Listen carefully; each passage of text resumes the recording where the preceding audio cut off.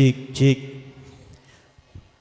Cek. Maulaya salli wa sallim daiman abada ala al-habibika khairil khalqi kullihimi. Semua baca Huwal habibul ladzi turja syafa'atuhu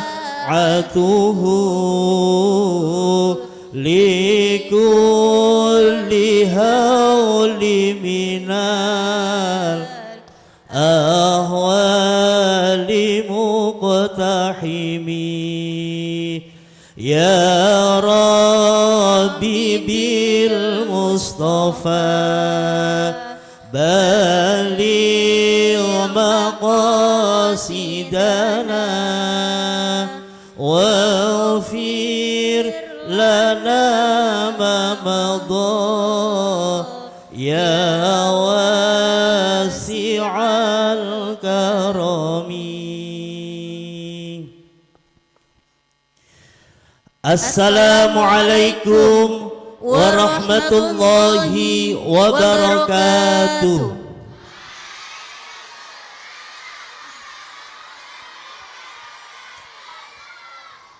Belum semuanya jawab mem.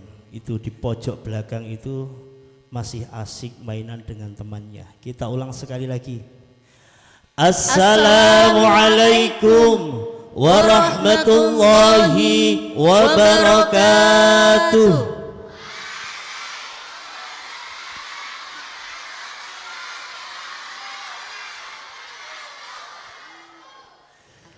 Bismillahirrahmanirrahim. Alhamdulillahilladzi tatimus shalihat wa bifadlihi tatanazzalul khairat wal barakat wa bitaufiqihi tatahaqqaqul maqasid wal ghayat. Allahumma salli ala sayyidina Muhammadin al-fatih lima ughliq wal khatim lima sabaq nasiril haqqi bil haqqi wal hadi ila siratikal mustaqim wa ala alihi wa sahbihi haqqa qadrihi wa miqdarihil azim. Amma ba'd.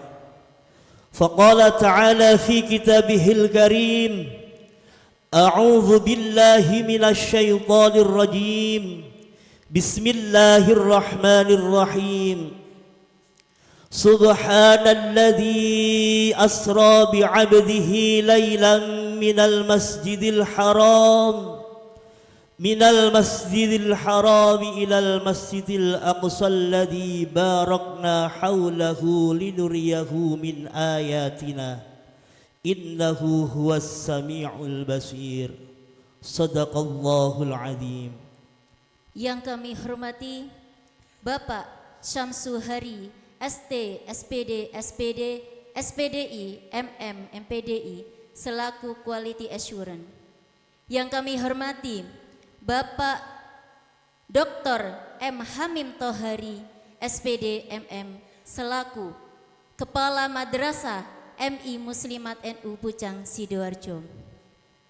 Yang kami hormati segenap jajaran staf MI Muslimat NU Pucang Sidoarjo dan Bapak Ibu Guru dan anak-anak siswa-siswi kelas 4 sampai kelas 6 MI Pucang Sidoarjo yang kami banggakan. Puji syukur alhamdulillah kita sanjungkan kepada Allah Subhanahu wa taala karena sampai dengan detik ini kita masih diiringi dengan rahmat, hidayah serta inayahnya. Bukti nyatanya kita masih diberi hidup dan kehidupan.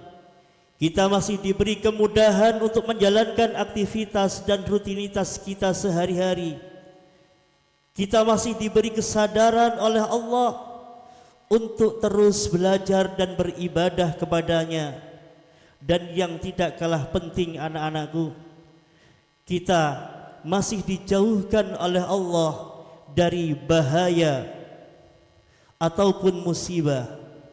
Sementara kalau kita tengok keluar sana, banyak saudara-saudara kita, teman-teman kita, atau bahkan kerabat dekat kita yang hanya untuk bernafas saja ia harus membeli oksigen dengan harga yang tidak murah. Karena apa? Karena ada gangguan pernafasan. Banyak saudara-saudara kita di luar sana yang ditimpa musibah bencana alam, ada yang kebanjiran, tanah longsor, kebakaran dan sebagainya. Tapi alhamdulillah, sekali lagi alhamdulillah, sampai detik ini kita masih diperkenankan oleh Allah untuk hadir di majelis ini dalam rangka thalabul ilmi, sekaligus memperingati peristiwa besar dalam sejarah Islam, yakni peristiwa Isra Mi'raj Nabi Muhammad sallallahu alaihi wasallam. Peristiwa Isra Mi'raj bukan hanya menjadi bukti dari kebesaran Allah, akan tetapi Isra Mi'raj juga membawa pesan penting, yakni sebagai pondasi untuk didirikannya salat 5 waktu yang setiap hari kita lakukan. Anak-anakku semuanya, hadirin dan semua pemirsa di rumah yang menyaksikan rahimakumullah. Mengapa kita harus selalu membesitkan niat dalam hati kita? Mengapa di setiap langkah kita atau aktivitas yang akan kita lakukan harus selalu kita niatkan untuk thalabul ilmi? Rasulullah sallallahu alaihi wasallam dalam hadisnya beliau bersabda, "Man salaka tariqan yaltamisu fihi ilman sahalallahu lahu bihi tariqan ilal jannah." Kata Rasulullah, barang siapa yang dalam langkah kakinya, dalam perjalanannya, dalam mengawali aktivitasnya selalu meniatkan untuk thalabul ilmi atau mencari ilmu, maka Allah memberi kemudahan baginya jalan menuju surga. Mudah-mudahan kita tergolong dari apa yang disabdakan oleh Rasulullah tersebut. Amin ya rabbal alamin.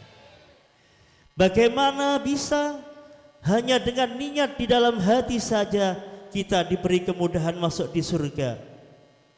Anak-anakku, tentu tidak hanya sekedar niat, tapi niat yang dibarengi dengan benar-benar niat untuk melakukan perbuatan yang positif itu karena Allah Subhanahu wa ta'ala.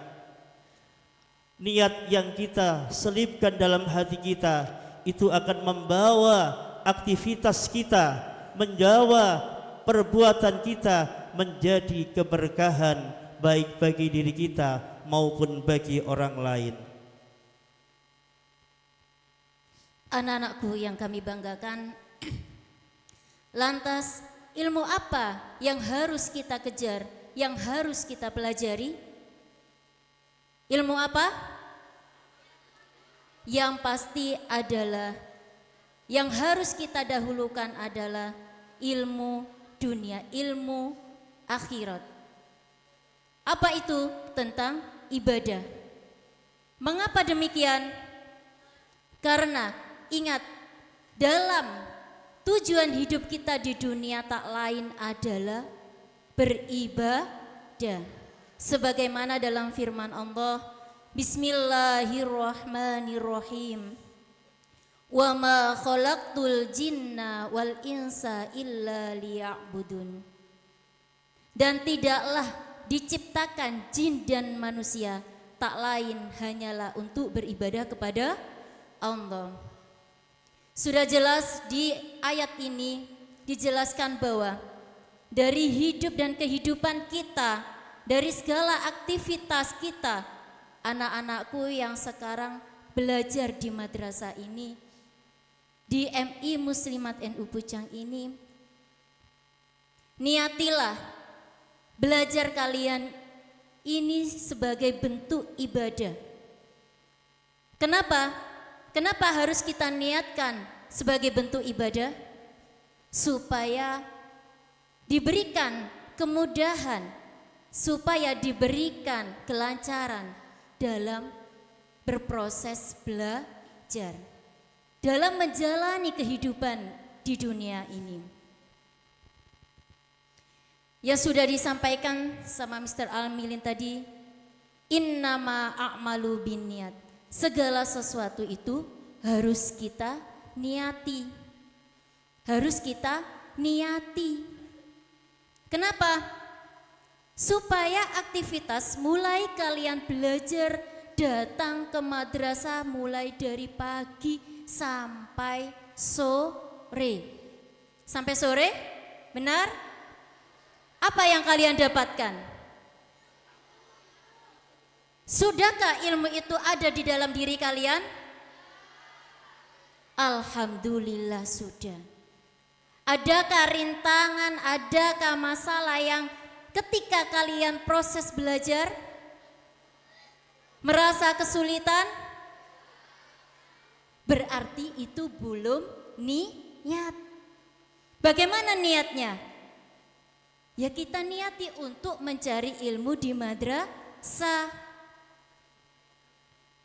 Maka dari itu diawali sebelum datang ke madrasah diperintahkan untuk ambil air wudhu. Supaya apa?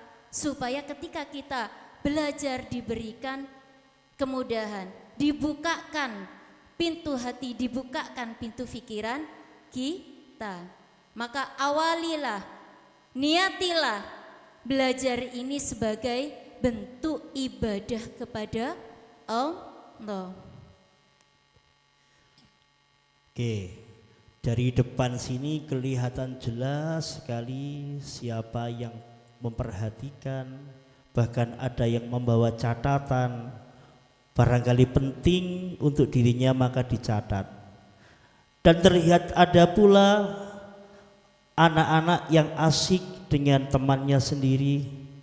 Seperti itulah juga sholat yang kita lakukan. Sama-sama kita melakukan sholat, tetapi rasa dari tiap-tiap orang tersebut tidak sama. Ayo anak-anak kembali lagi fokus. Coba saya tes. Tadi yang disampaikan oleh Memliana, ilmu apa yang harus kita pelajari? Salah.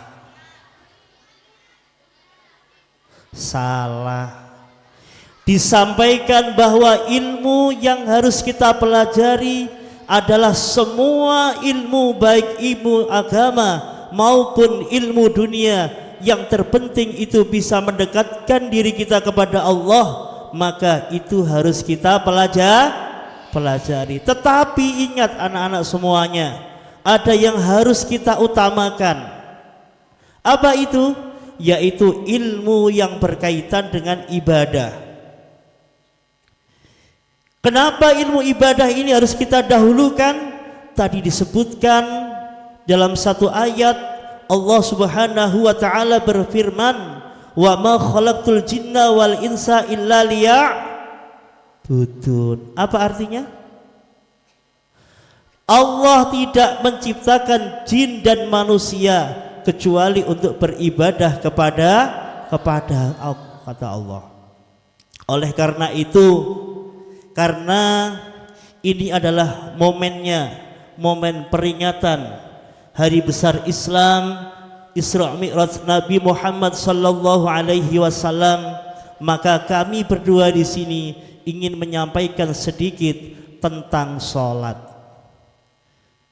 Ada yang ingat kapan syariat sholat itu diperintahkan oleh Allah kepada kita? Kapan? Kapan peristiwa Isra Mi'raj? Kok kapan peristiwa Isra Mi'raj? Sekali lagi, kapan syariat sholat itu diperintahkan oleh Allah? Iya, yaitu dalam peristiwa Isra Mi'raj. Di muqaddimah tadi saya telah membacakan satu ayat di surat Al-Isra, ayat berapa? Ayat 1 yang berbunyi, A'udzu billahi minasy syaithanir rajim. Bismillahirrahmanirrahim. Subhanalladzi asra bi'abdihi laylan minal masjidil haram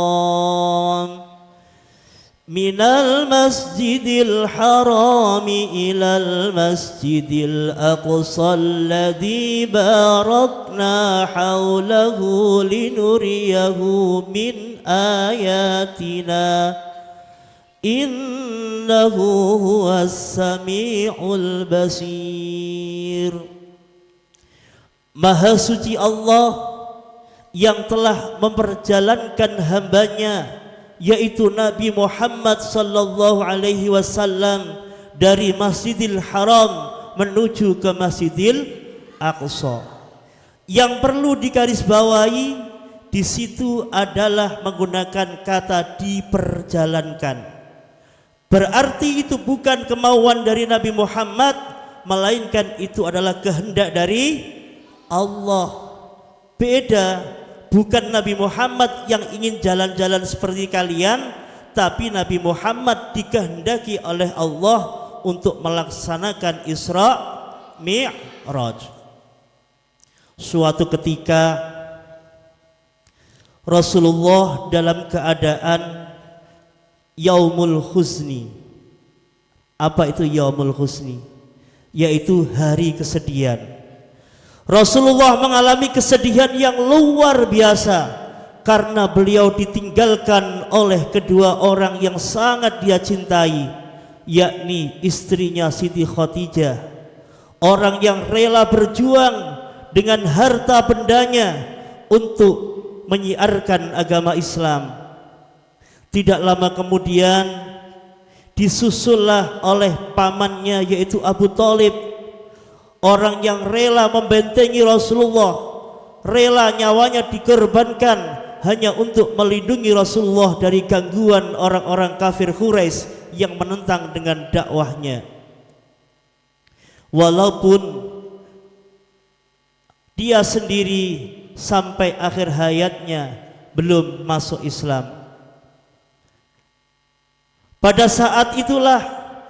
saat Nabi Muhammad dalam masa kesedihan itulah Allah Subhanahu wa ta'ala mengutus malaikat Jibril untuk menjumpai Rasulullah, untuk menghibur Rasulullah. Maka datanglah malaikat Jibril dengan mengendarai kendaraan yang mungkin itu hanya ada satu di dunia, hanya ada satu, tidak ada yang lainnya, yaitu disebut dengan Buraq. Disitulah anak-anakku mulai terjadi peristiwa Isra, yakni perjalanan Rasulullah dari Masjidil Haram menuju ke Masjidil Aqsa yang berada di Palestina dengan didampingi malaikat Jibril. Apakah berhenti di situ? Tidak. Tapi perjalanan itu masih dilanjutkan kembali dari Masjidil Aqsa sampai ke Sidratul Muntaha atau di langit yang ketujuh. Disitulah Rasulullah Nabi kita Muhammad sallallahu alaihi wasallam menerima perintah untuk melakukan salat 5 waktu sebagaimana yang saat ini kita lakukan setiap hari. Insya Allah. Mudah-mudahan salat kita diterima. Mengingat syariat salat itu adalah perintah yang langsung diberikan oleh Allah kepada Nabi Muhammad tanpa melalui perantara siapapun, maka itu menandakan bahwa salat adalah merupakan ibadah yang diistimewakan oleh Allah. Karena salat merupakan ibadah yang diistimewakan, maka sebagai umat Nabi Muhammad hendaknya kita menjaga sholat kita. Kita lakukan sholat dengan sebaik-baiknya dengan niat karena Allah Subhanahu wa ta'ala. Anak-anakku yang kami banggakan, sholat adalah tiang agama. Jadi jadikanlah sholat itu prioritas dalam kehidupan sehari-hari kita. Dalam peristiwa Isra Mi'raj ini mengajarkan bahwa kita harus mempunyai hubungan baik. Hubungan baik yang seperti apa? Kepada siapa dan bagaimana? Hubungan baik, contoh saja ketika Rasulullah mensyiarkan dakwah Islamnya, apa yang terjadi? Banyak penolakan, banyak hinaan, banyak cacian, bahkan kekerasan. Anak-anakku yang di madrasah ini, yang patut kita contoh dalam hubungan baik di madrasah kepada kalian, kepada sesama teman sejawat, kalian kepada Bapak Ibu Dewan Guru kalian, yang harus kalian terapkan adalah adab kita kepada guru, adab kita kepada teman. Bagaimana caranya berteman yang baik, gak saling olok-olokan. Ada gak di sini? Ada gak? Oh ada, itu tuh yang pojok itu. Ya, gak tahu yang pojok yang mana ya? Yang pojok depan, tengah atau belakang? Enggak, semuanya di sini pasti sudah diajarkan bagaimana caranya berperilaku yang baik kepada sesama teman. Dan juga bagaimana hubungan baik kepada Bapak Ibu Dewan Guru. Bagaimana? Bagaimana? Ketika proses belajar, adakah di sini kalau yang diingatkan marah-marah? Adakah di sini yang diolok-olok marah-marah? Oh, gak ada yang nunjuk ke temannya, gak ada, tapi tunjuk dirinya sendiri. Bisa gak nunjuk dirinya sendiri? Sebagai introspeksi diri kalian sendiri. Kenapa? Harus mempunyai hubungan baik.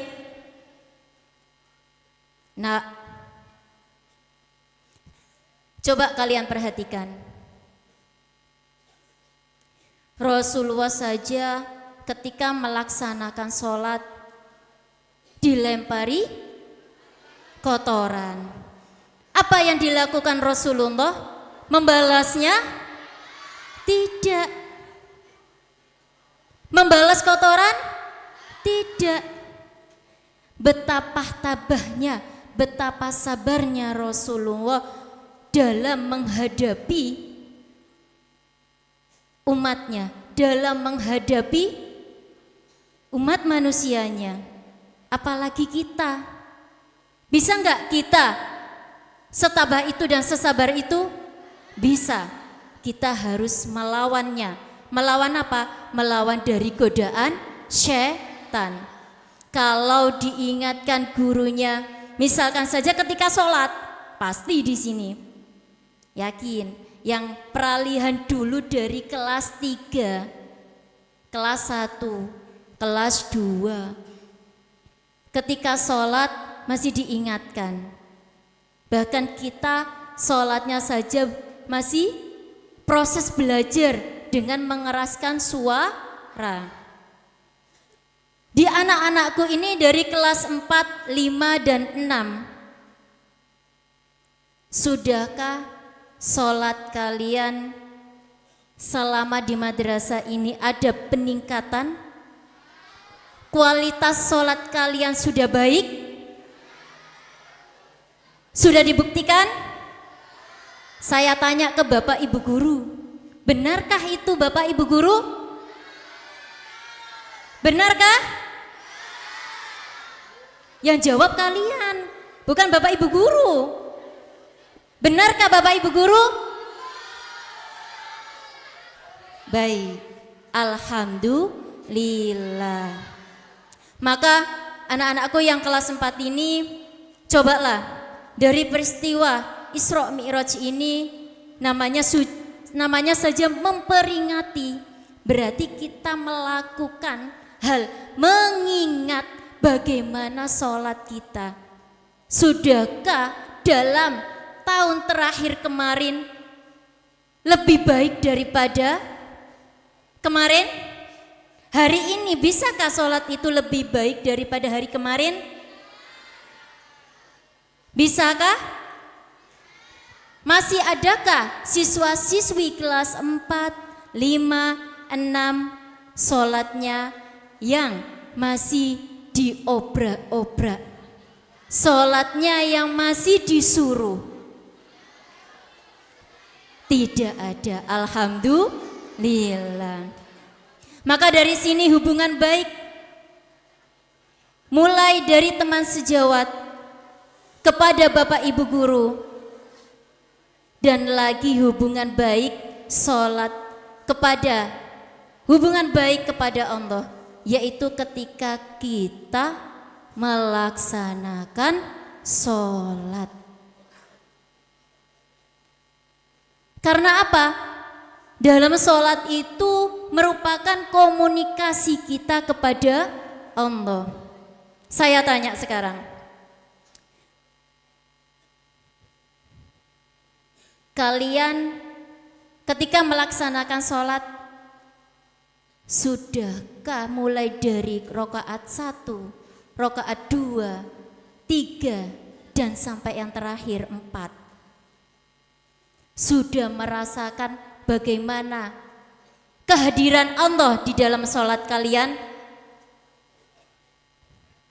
Benar? Yang ada loh pasti dalam pikirannya, hah, aku tadi itu main game, gameku pasti tadi itu FF. FF apa FF?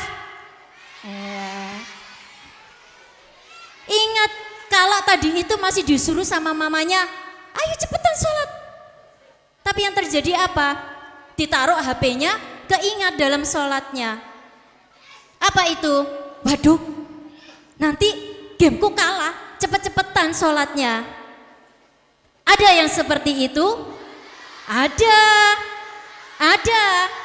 Oh katanya nggak ada, pinter, nggak ada ya. Nah dari situ nak, coba perhatikan lagi.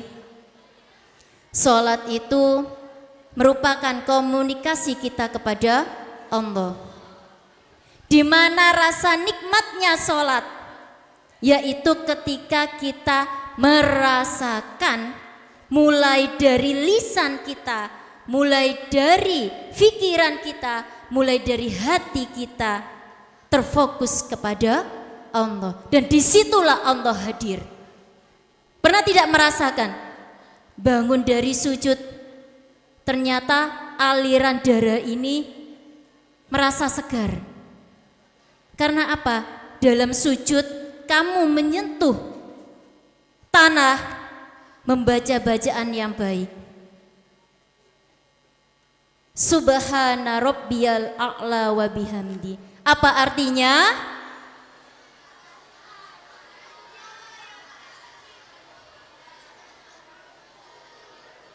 Nah di situ ketika kamu bisa membaca bacaan sholat itu dengan baik, maka fokus itu ada dalam diri kalian. Selain itu juga, selain dari hubungan baik yang harus kita lakukan kepada sesama umat manusia, adalah kita juga harus bersabar. Sabar dalam hal apa? Kalian bangun tidur, ya contoh saja, ya hari ini hari Jumat, pasti sudah ada program melaksanakan sholat tahajud. Salah semuanya, sholat tahajud. Sudah hari ini melaksanakan sholat tahajud? Kok saya dengarnya banyak yang tidak ya? Kenapa? Wah, berarti ini banyak yang belum melaksanakan. Sudah? Sudah atau belum?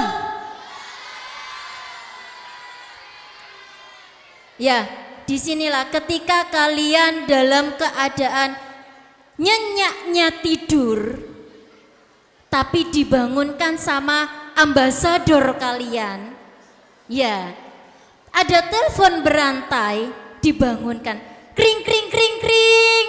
Aduh, ganggu. Marah-marah dibangunkan. Apakah itu yang dikatakan sabar? Apakah itu yang dikatakan sabar? Ketika kalian bisa melawan godaan setan yang sangat ngantuk sekali untuk melaksanakan tahajud, kamu lawan, kamu bangun, ambil air wudhu, melaksanakan sholat. Itulah bentuk dari kesabaran kalian. Kamu hebat, kamu bisa melawan, kamu bisa melaksanakan tahajud. Itu sudah bagus, itu sudah merupakan dari bentuk kesabaran kalian.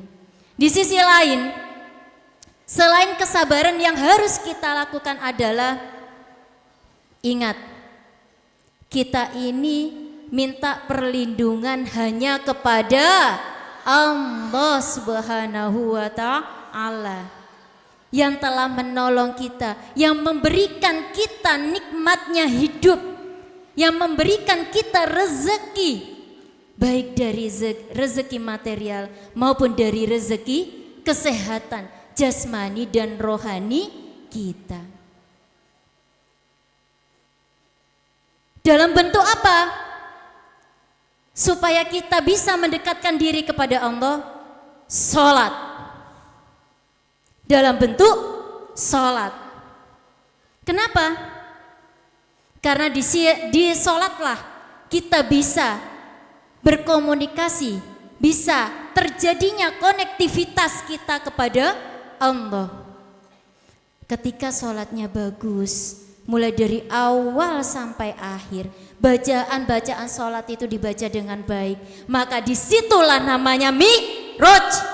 Maka disitulah namanya mi'raj. Maka dari itu, di 1 tahun sekali ini peristiwa atau peringatan Isra Mi'raj ini kita jadikan sebagai bentuk, sudah berkualitaskah sholat kita? Sudah ada peningkatkankah sholat kita? Itu yang harus kita lakukan. Katanya sudah sholat, tapi absensi online-nya banyak yang kosong. Ngakunya tadi sudah sholat, tapi setelah istirahat pertama saya lihat masih banyak yang berangkat ke masjid, berbondong-bondong ke masjid untuk menghodok sholat. Itu yang jujur. Katanya sudah tahajud, tapi setiap hari Rabu masih banyak yang dipanggil sama Mr. Syarif. Ayo, coba saya tunjukkan salah satu ciri orang yang sholatnya diterima itu adalah ketika berada di majelis seperti ini, berada di majelis zikir, berada di majelis ta'lim, berada di majelis salawat, dia mampu mengontrol dirinya, mampu mengendalikan dirinya untuk tidak gaduh sendiri, tidak membuat acara sendiri, tetapi orang yang sholat atau orang yang sholat dia selalu menghormati dan menghargai siapapun orang yang menyampaikan sesuatu yang positif kepada dirinya. Ya, yang merasa sudah sholat, jaga ketertiban ketika masih berada di majelis ini. Lanjut.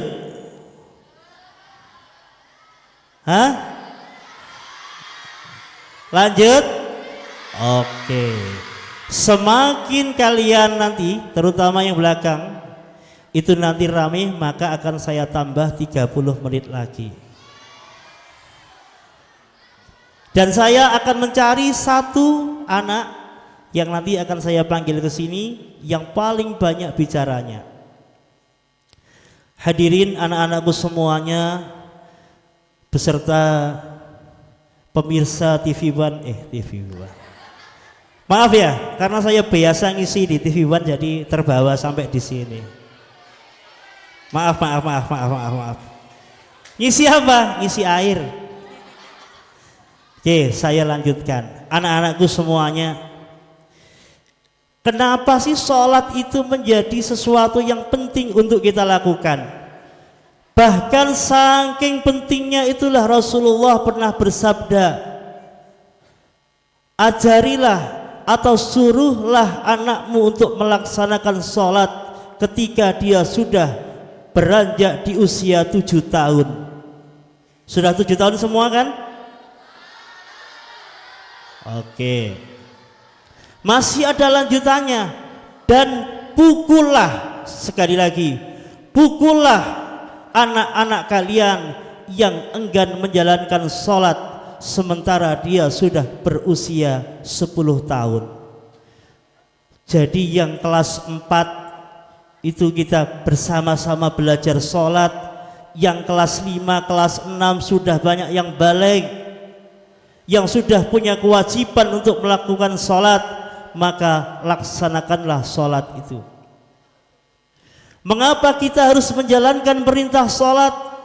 Disinilah para ulama, para kiai-kiai banyak memberikan penjelasan yang beraneka ragam sesuai dari peristiwa spiritual yang mereka alami. Ada yang mengatakan bahwa sholat itu adalah sarana komunikasi seorang hamba kepada Allah. Itu benar. Buktinya apa? Buktinya sebagaimana terdapat dalam bacaan atau doa ketika kita melakukan tasyahud. Anak-anakku semuanya yang sangat kami banggakan, seandainya kita itu sholat benar-benar memahami makna atau bacaan daripada sholat, tentu sholat yang kita lakukan tidak akan tergesa-gesa. Bahkan kita akan berlama-lama dalam sholat. Tetapi mengapa ketika kita sholat sendirian misalkan, ya, sholat yang kita lakukan itu terkadang sangat cepat, bahkan bacaannya pun kita sendiri nggak tahu itu yang dibaca apa. Hanya mulutnya yang komat kamit, tidak ada suara, tiba-tiba Allahu Akbar, sami'allahu liman hamidah, Allahu Akbar, sami'allahu liman hamidah. Padahal sekali lagi dikatakan bahwa sholat itu adalah sarana komunikasi manusia atau hamba dengan Tuhannya. Suatu ketika Rasulullah dan malaikat Jibril sudah mencapai di Sidratul Muntaha, di langit ke-7. Disitulah malaikat Jibril mengatakan, wahai Rasulullah, lanjutkan perjalanan ini, sementara aku hanya diizinkan oleh Allah mengantarmu sampai di pintu ini. Untuk selanjutnya silahkan engkau lanjutkan. Kata Rasulullah apa? Tidak malaikat Jibril, kamu harus menemani aku sampai ketemu dengan Allah. Jibril pun membalas, tidak Rasulullah, demi Allah saya tidak akan kuat jika harus berhadapan dengan Allah. Saya akan hancur ketika berhadapan dengan nur Allah. Ketika kita melihat lampu ini, mungkin kita melihat biasa, kita masih bisa, masih kuat mata kita melihat. Tapi ketika misalkan kita melihat ada orang yang lagi menyambung besi pakai las, tahu ya las ya? Coba kalian itu lihat cahayanya las, tentu mata kita tidak akan kuat. Walaupun kuat hanya beberapa detik, kita melihat ke arah lain maka terasa gelap. Bahkan mata kita bisa mendadak menjadi sakit atau gatal-gatal. Itu karena pernah saya lakukan. Belum lagi ketika cahaya matahari, ketika di tengah teriknya matahari kita lihat ke atas, kita enggak akan kuat melihat cahaya matahari. Itu semua masih ciptaan Allah. Belumlah Allah yang menciptakan cahaya. Tentu Ia lebih dari itu. Dan akhirnya perlahan demi perlahan Rasulullah pun melanjutkan perjalanannya tanpa didampingi malaikat Jibril. Selangkah demi selangkah sambil memperhatikan keindahan arsy, sambil memperhatikan di sekeliling arsy. Saking takjubnya Rasulullah, seketika itu tanpa dia sadari terucaplah kalimat yang keluar dari mulutnya, yaitu ucapan at-tahiyatul mubarakatus salawatut thayyibatu lillah. Apa artinya? Sekali lagi coba diartikan. At-tahiyatul mubarakatus salawatut thayyibatu lillah.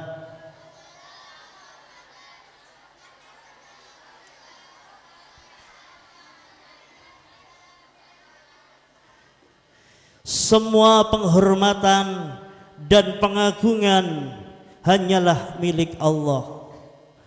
Mendengar ucapan Rasulullah tersebut, lantas Allah menjawabnya dengan ucapan Assalamu alayka ayyuhan nabiyyu wa rahmatullahi wa barakatuh. Ketika mendengar balasan dari Allah yang sedemikian indahnya, pengagungan serta ucapan selamat yang diberikan Allah kepada hambanya Nabi Muhammad, hal itu sama sekali tidak membuat Nabi menjadi jumawa, tidak membuat Nabi menjadi tinggi hati, dan tidak membuat Nabi menjadi sombong. Mendengar pujian Allah yang demikian itu, maka yang diingat Rasulullah justru adalah kita sebagai umatnya. Disitulah Rasulullah menjawab dari salam Allah itu dengan ucapan Assalamu alayna wa ala ibadillahis salihin. Di mana Rasulullah walaupun mendapat kedudukan yang mulia, mendapat penghormatan yang tinggi di sisi Allah, tapi dia tetap ingat kepada umatnya. Yang jelas hal itu beda jauh dengan kita, ya enggak? Nah, oleh karena itu, ayo semuanya coba belajar untuk sholat, paling tidak kita fahami arti atau kita hafal makna dari bacaan sholat tersebut. Apakah sampai di situ saja? Belum.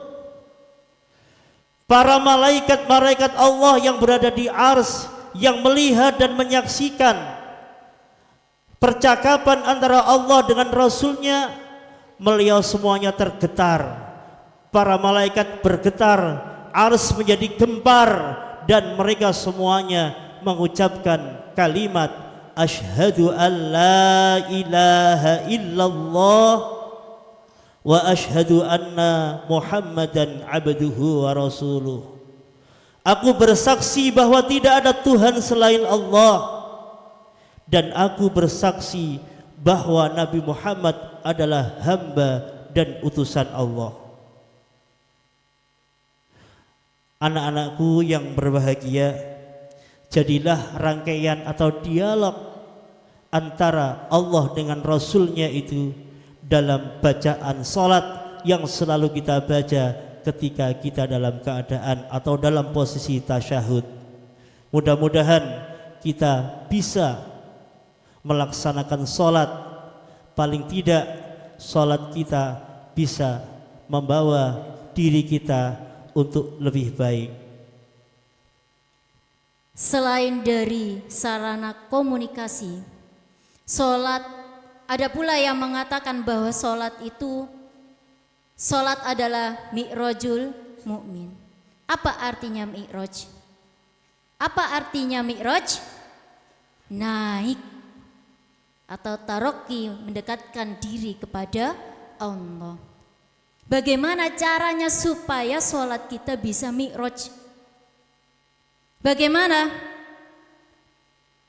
Yang pasti yang harus kalian lakukan adalah ketika sholat, kita melaksanakan sholat ini kan merupakan suatu spiritual kita, aktivitas kita untuk mendekatkan diri kepada Allah, berkomunikasi.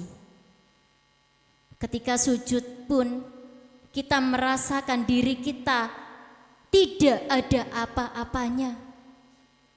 Kita ini nol, tidak ada apa-apanya dibandingkan dengan kebesaran Allah. Dari situlah kita dalam bacaan sholat banyak sekali kalimat-kalimat, bahkan doa yang kita baca di bacaan-bacaan sholat itu menghantarkan kita, yang menjadikan rasa itu, rasanya sholat, bisa merasakan kehadiran Allah. Dan lagi, bagaimana caranya supaya sholat ini bisa mi'raj, bisa sampai, ibaratnya nak gini, kalian kalau lagi ngobrol sama temannya, pasti kamu fokus, apalagi sama teman spesial. Ya enggak? Ya enggak? Siapa itu? Oh, sama teman yang paling dekat aja kalau gitu. Ya, pasti ngobrolnya sangat intensif, ya kan? Bisa sampai ngobrolnya enak. Nah, itu bagaimana cara kita sholat supaya bisa berkomunikasi yang baik kepada Allah. Disitulah kita bisa merasakan. Ingat sekali lagi, nikmatnya sholat itu ada pada rasa. Kamu bisa merasakan bagaimana kehadiran Allah dalam sholat kita, yaitu dengan mensinergikan antara hati, pikiran, dan juga lisan kita. Oke, jadi supaya sholat yang kita lakukan itu bisa khusyuk, tadi apa yang pertama? Yang pertama apa? Penuhi syarat-syarat sholat. Apakah hanya itu? Tidak. Setelah syarat-syarat sholat terpenuhi, maka berikutnya yang harus kita lakukan adalah memenuhi rukun-rukunnya sholat. Coba sebutkan rukun sholat yang pertama apa? Rukun yang pertama apa? Niat bersamaan ketika takbiratul ihram. Kemudian setelah itu, halo, membaca surat Al-Fatihah. Setelah itu ruku, terus i'tidal, terus sujud, terus duduk di antara dua sujud. Ada yang ketinggalan? Apa coba? Hah? Baca tasyahud. Terus apa lagi? Nah, inilah yang mungkin sering kita lupakan dan kita tinggalkan, yakni perlu kalian ingat bahwa di dalam sholat itu ada rukun yang namanya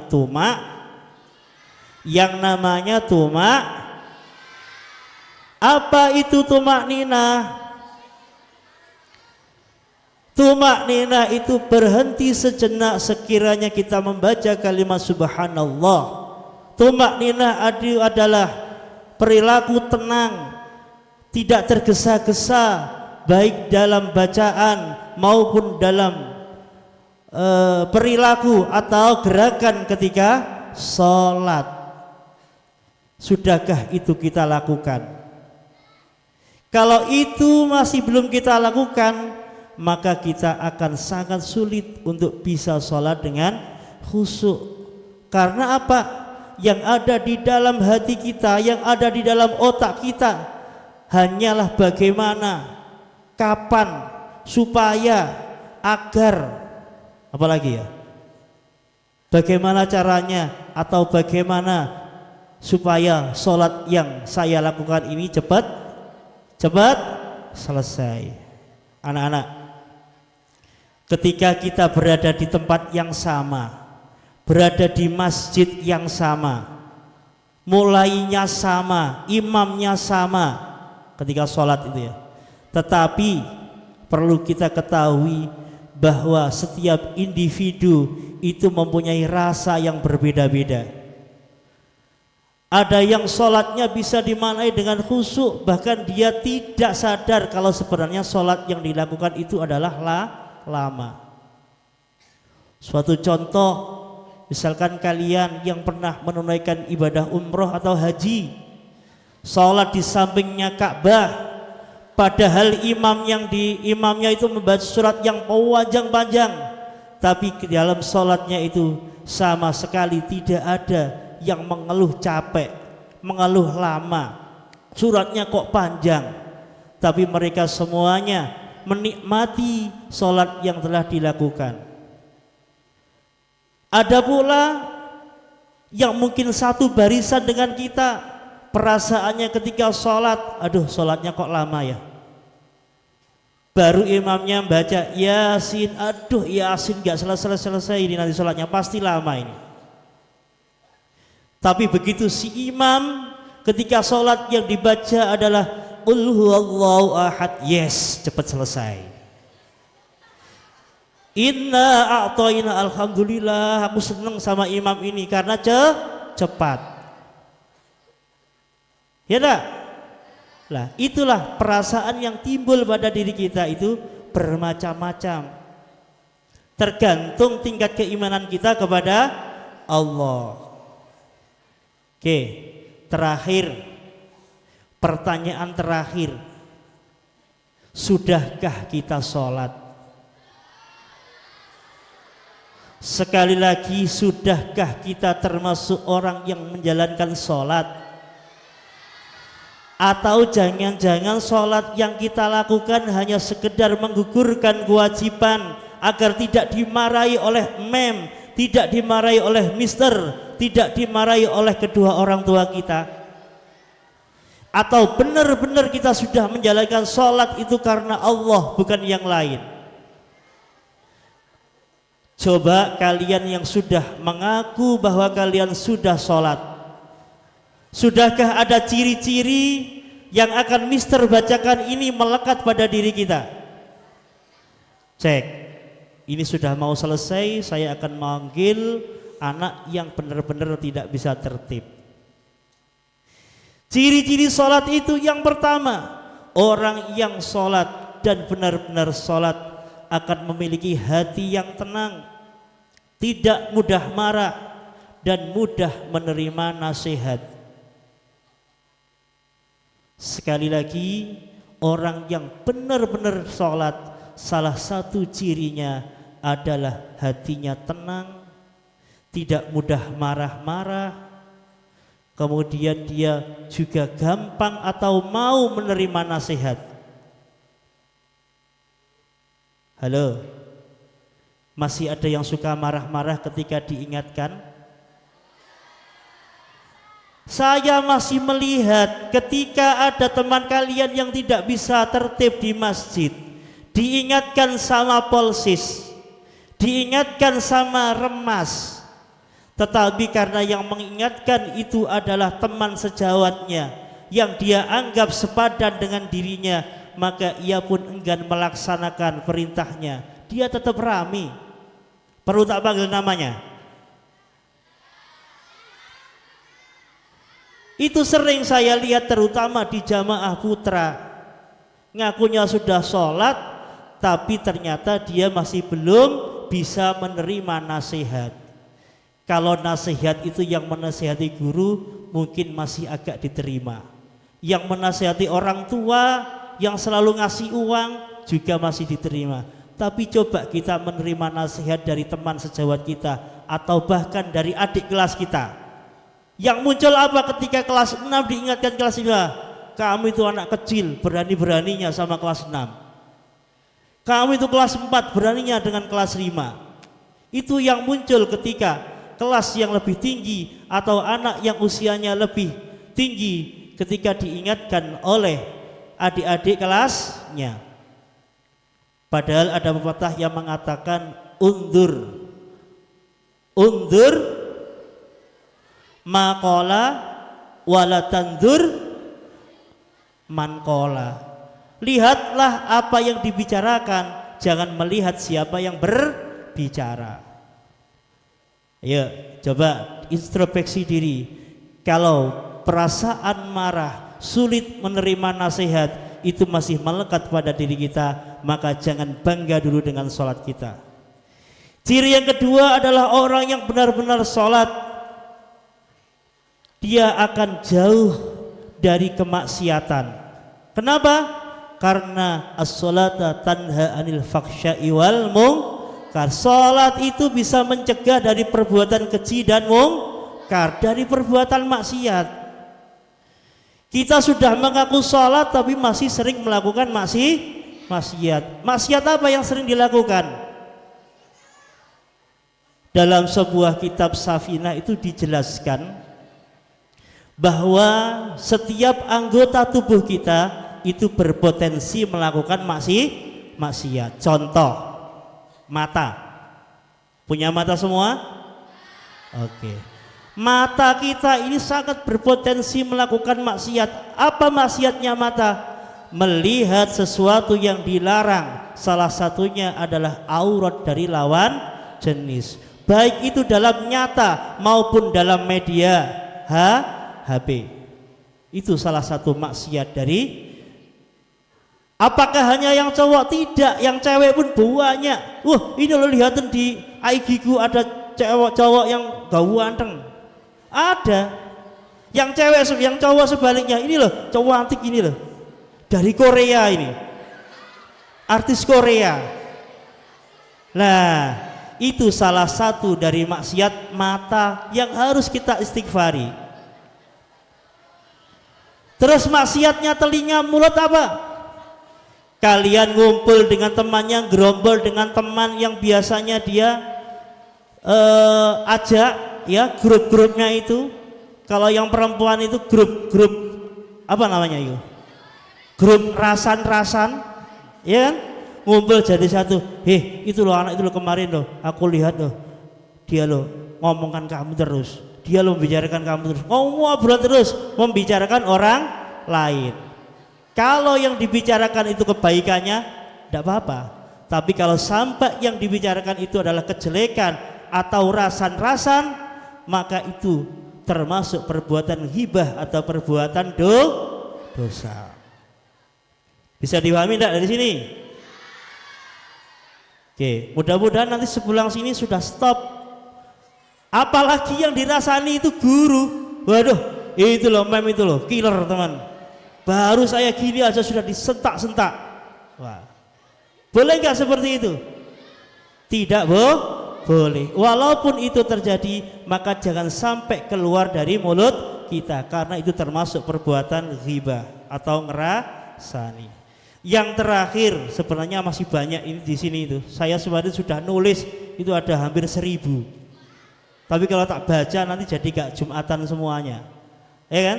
Satu kali lagi. Orang yang sholat maka dia akan memberikan dampak positif bagi dirinya juga kepada orang-orang yang ada di sekitarnya. Cobalah kita renungi sejenak. Kira-kira perbuatan apa mulai kita bangun tidur sampai saat ini itu yang menyenangkan orang lain? Perbuatan apa yang kita lakukan yang itu bisa meringankan pekerjaan orang lain, misalkan membantu orang tua, atau jangan-jangan kita hanya menjadi anak-anak yang selalu merepotkan kedua orang tua. Ma, makan. Ma, ambilkan makan, ma. Ma, tolong bajuku disetrika, ma. Ma tolong ini ma. Yang bisanya hanya halo. Kalau itu masih terbesit pada diri kita, artinya kita belum bisa bermanfaat bagi orang lain, atau malah justru kita membuat resah orang lain seperti buang sampah sembarangan, rame di tempat-tempat umum, itu meresahkan, apalagi di majelis zikir, di majelis ilmu. Cukup 3 itu kita jaga, kita teliti diri kita, introspeksi diri kita, sudahkah itu melekat pada kita? Jika belum, maka jangan bangga dulu dengan sholat kita, terus upgrade dan update sholat kita. Tentunya butuh yang namanya pembimbing atau guru. Oleh karena itu, sekali lagi saya tekankan, apapun nasihat-nasihat yang disampaikan oleh guru, terutama yang berkaitan dengan ibadah, maka dengarkan. Jangan hanya dengarkan, tapi juga lakukan. Insya Allah kita akan dijadikan oleh Allah menjadi pribadi yang sholih-sholihah. Satu lagi, ya sebentar saja. Satu yang harus kita penuhi sebelum melaksanakan sholat. Apa itu? Berwudu, bersuci dari hadas kecil dan hadas besar. Mengapa itu harus kita lakukan? Saya ilustrasikan seperti ini. Ibaratnya kalian itu berjalan di jalanan, ternyata ada pohon yang tumbang. Apakah kamu bisa berjalan? Bisa melanjutkan perjalanan sampai pada tujuan? Tidak. Kenapa? Karena terhalang pohon yang tumbang. Lantas bagaimana caranya supaya bisa sampai pada tujuan? Naik pesawat. Kok naik pesawat? Yang harus kita lakukan adalah menyingkirkan pohon yang tumbang. Sama seperti kita sebelum melaksanakan sholat harus berwudu, bersuci. Supaya apa? Baik, yang belakang masih rame. Yang belakang masih rame. Kenapa kita tadi harus menyingkirkan pohon?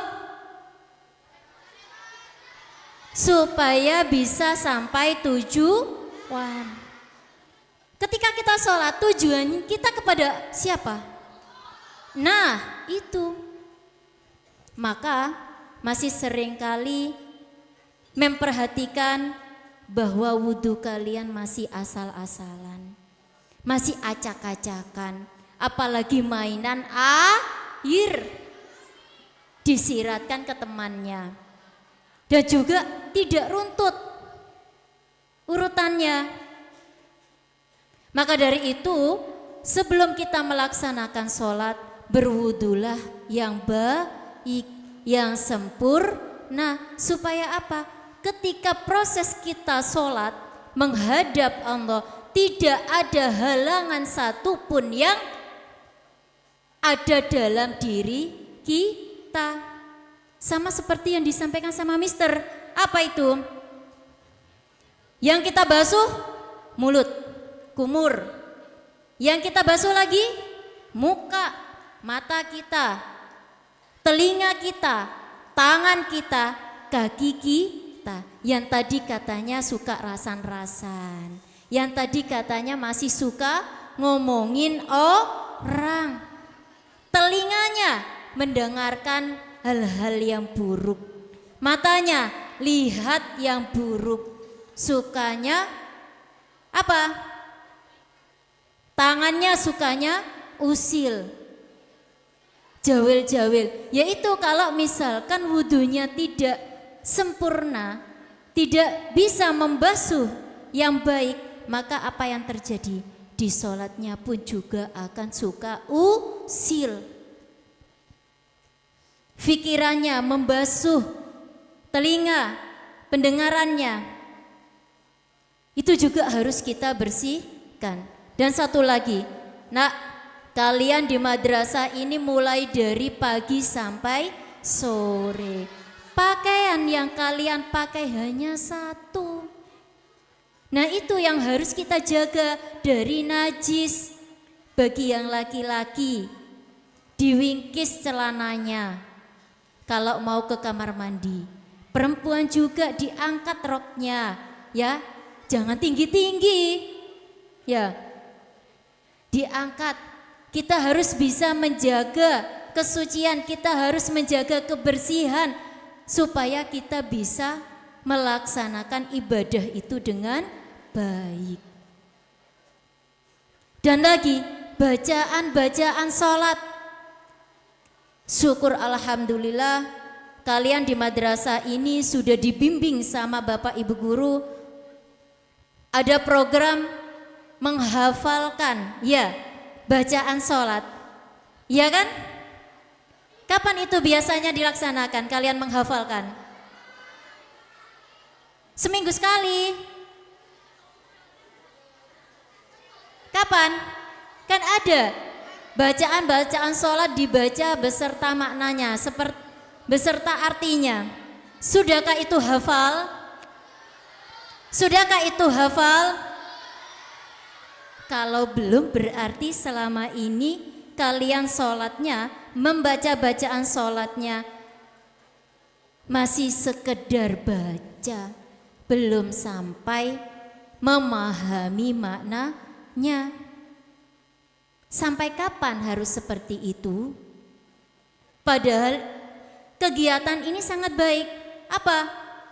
Ketika kita membaca bacaan sholat dan juga mengetahui maknanya, mengetahui artinya, disitulah kalian akan bisa melihat, kalian akan bisa merasakan kebesaran Allah. Ada di tasyahud akhir, asyhadu alla ilaha illallah wa asyhadu anna muhammadar rasulullah. Itu bentuk dari kesaksian kalian dalam mempelajari ajaran Islam. Mulai dari sholat subuh, duhur, asar, maghrib, isya. Sudah berapa kali kamu membaca syahadat? Sudah berapa kali? Sudah berapa kali? Coba dikalikan dalam 5 waktu. Artinya apa? Kita sudah mengupgrade, kita sudah mengupdate keislaman kita, keimanan kita, bahwa Allah lah yang paling tinggi, Allah lah yang paling mulia. Dari situ kita memperingati Isra Mi'raj ini, semoga di momentum ini sholat kita bisa berkualitas, sholat kita bisa lebih bermakna. Oke ya, sebelum kita bubar dari sini, yuk mari sejenak tundukkan kepala, kita baca istighfar bareng-bareng. Mudah-mudahan kita semuanya yang sering meninggalkan atau melalaikan sholat ini diampuni oleh Allah Subhanahu wa ta'ala. Amin. Semuanya diikuti baca istighfar. Astaghfirullah, diikuti semuanya. Rabbal baraya, astaghfirullah minal khotaya. Baca semua. Rabbi zidni ilman nafi'an wa wafiqani amalan shalihan. Terus baca astaghfirullah Ya Allah, ampuni dosa-dosa kami, dosa kedua orang tua kami, dosa guru-guru kami. Ya Allah, maafkanlah hamba-Mu ini yang selalu lalai dalam menjalankan perintah-Mu, yang belum bisa menjalankan salat sesuai yang Engkau ajarkan kepada Rasulullah. Ya Allah, Ya Razak, Zat yang memberikan rizki, berikanlah kecukupan kepada kedua orang tua kami. Berikanlah kemudahan kepada orang tua kami untuk mengais rizki-Mu, Ya Allah. Ya Allah yang maha menjaga segalanya, jagalah madrasah ini, jagalah madrasah kami, jadikan madrasah yang berkah, madrasah yang berkah, serta jauhkan dari segala macam gangguan. Ya Allah, Ya Rasulullah, bimbing selalu hati kami untuk selalu bisa dekat kepadamu. Rabbana atina fid dunya hasanah wa fil akhirati hasanah wa qina adzabannar. Astaghfirullah minal khotaya Rabbi zidni ilman nafi'an wa wafiqni amalan salihah. Demikian sedikit dari apa yang kami sampaikan. Bukan berarti kita yang berbicara di depan ini sholatnya sudah baik. Bukan berarti kita berdua yang berdiri di depan ini sholatnya sudah sesuai dari apa yang diajarkan Rasulullah. Kita semua di sini sama-sama belajar. Kita di sini sama-sama mengupdate dan mengupgrade ilmu. Mister juga masih belajar, Mem juga masih belajar. Dengan siapa? Dengan Mister Hari yang setiap Sabtu kita kumpul di tempat ini. Jadi tempat ini adalah benar-benar majelis ilmu. Tidak hanya siswa tapi semua guru-guru, tidak hanya guru sini tapi banyak dari luar yang belajar di tempat ini. Mudah-mudahan pertemuan ini menjadi pertemuan yang manfaat, barakah fitini wa dunya wal akhirah bagi kita semua. Kita akhiri, wallahul muwafiq ila aqwamit thariq. Wassalamualaikum warahmatullahi wabarakatuh.